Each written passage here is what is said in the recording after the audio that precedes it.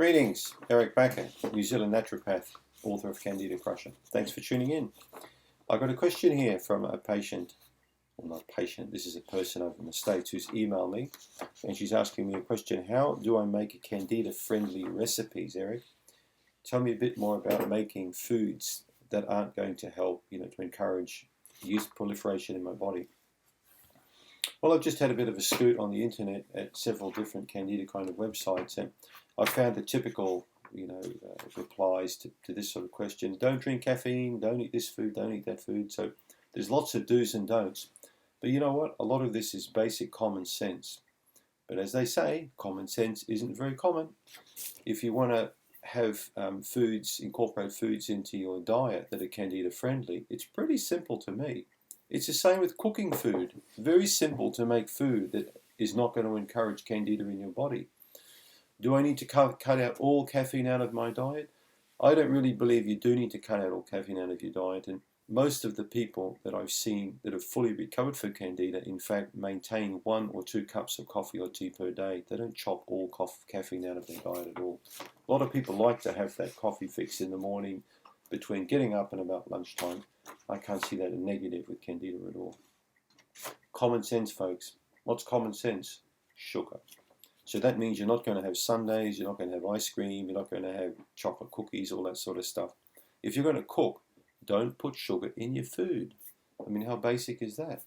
Don't buy sugar. Don't buy crystalline sugar. Try and keep away from molasses, from syrups, from nectars, from all these kind of sweet junk that you put into your food. That's rule number 1. Rule number 2 is watch out for yeasty kind of foods, all right? Moldy cheeses, foods left in the refrigerator overnight, foods that you're suspect about, throw them out. If I went to your refrigerator now, I could probably chuck half the food out that's sitting there that you're probably not going to eat, that you may have, saved, or it's been sitting there in a jar for a long time. Don't incorporate that kind of food into recipes. Bin it. If in doubt, throw it out. Candida-friendly recipes are generally fresh, healthy foods. Salads, greens, low-sugar fruits, like berries, like avocado, like a green apple. These are all fruits that I feel are perfectly safe for people with Candida problems. It's simple to make food at home that's Candida-friendly if you stick with protein foods, eggs, chicken, fish. If you're a vegan, it's going to be a little bit more challenging, because no doubt you're going to want to eat a lot more grains or nuts, these kind of starchy kind of foods, which can give you gas and bloating. So you make sure that you take appropriate enzymes when you do that. All right? Even people who are going into a Candida-friendly diet that are meat eaters, but not vegan, specifically need to put enzymes into their diet.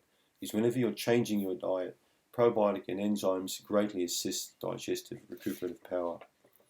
Candida-friendly diet recipes are basic and simple, and I always like people to start with a basic, simple approach when they're on a Candida diet. Simple meals. You know what a simple meal is? A simple meal could be a piece of chicken, and it could be a piece of broccoli. That's a simple meal. Right? There are millions of recipes online you can find that are Candida-friendly. Just make sure they don't include any added sugars. All right? Be also careful initially of the starches that you're going to include into your Candida regime. So it's not really a good idea to add lots and lots of different things that you haven't had before. Lots of kidney beans, lots of legumes, these sorts of things. Just be careful, because you're going to get a lot of bloating and gas again. Make change slowly to your diet. If you've been eating a particular diet for a long time and you want to change the diet, don't make a radical change within a week. Bloating, gas, constipation, diarrhea, these are all common things I hear from people that change too quick, when they're going into a Candida kind of approach. So let's recap on a few things. How do I make a Candida-friendly diet? Easy.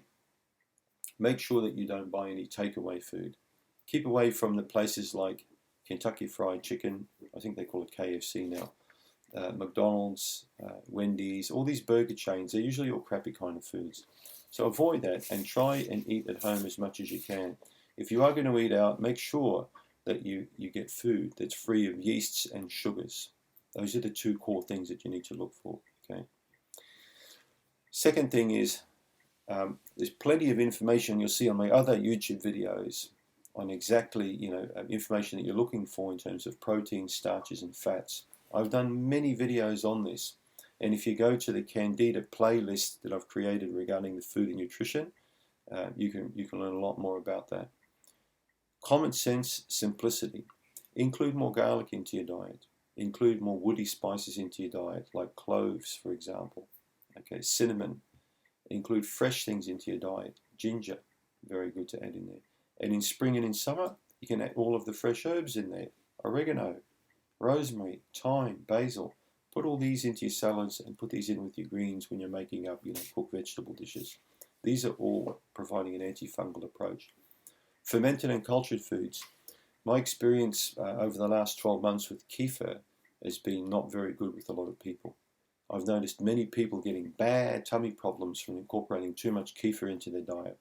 So my rule now is not to include kefir into a person's diet who's going into a Candida diet until their tummy is getting a bit stronger. Yogurt is cultured.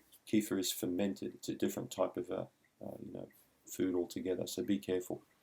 Sauerkraut is fine for most people if they start very small. Now, yogurt tends to be okay with a wide range of people, I find. They can tolerate that. So I hope you got a bit of information out of this video. It might be a bit basic for you, but you know what? Basic things work the best for people, not really complicated things. So just remember that. Keep away from the sugary foods, keep away from the yeasty foods, eat at home, prepare your own meals.